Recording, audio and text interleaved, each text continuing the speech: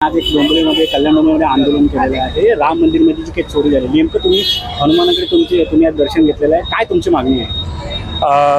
तुम्ही बघितलं असेल की ज्या पद्धतीने प्रभू श्री रामचंद्राच्या जे मंदिर आपण अयोध्यामध्ये बघितलेलं आहे, तिथे एवढ्या श्रद्धेने लोकांनी जेव्हा तिकडे दर्शन घेतलं, तिकडे त्यांचे देणगी दिले, त्यांचे दान समर्पण केले।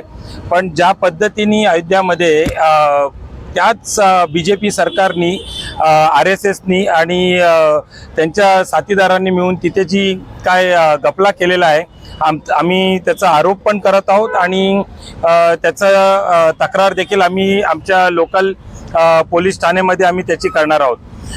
जसं बघितलं असेल तुम्ही की आजचा हा सत्याग्रहाचा जो रघुपती राघव राजाराम सत्याग्रह आम्ही पूर्ण महाराष्ट्रामध्ये हा कार्यक्रम राबवण्यात आलेला आहे।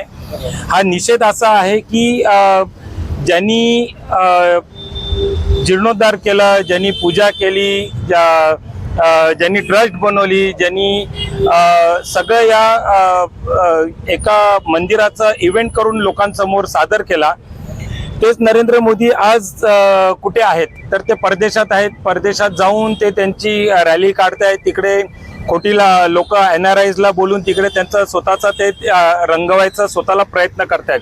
आता अमित शाह याच्यावरती बोलायला काही तयार नाहीयेत। ट्रस्ट पण ती फॉर्म केली, ती ट्रस्टमध्ये तुम्ही बघितलं असाल की काही केंद्रातनं लोक तिकडे दिले गेलेले आहेत आणि काही IPS लोक पण तिकडे दिलेले गेलेले आहेत। केंद्रातले लोक जे पण आहेत तुम्ही बघितलं असाल तर ते BJPचे आणि RSSचे लोक आहेत।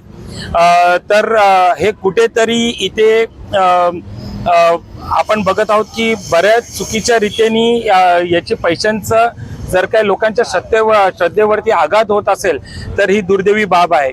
आम्ही काँग्रेस पक्ष म्हणून याचा जाहीर निषेध करतो। 400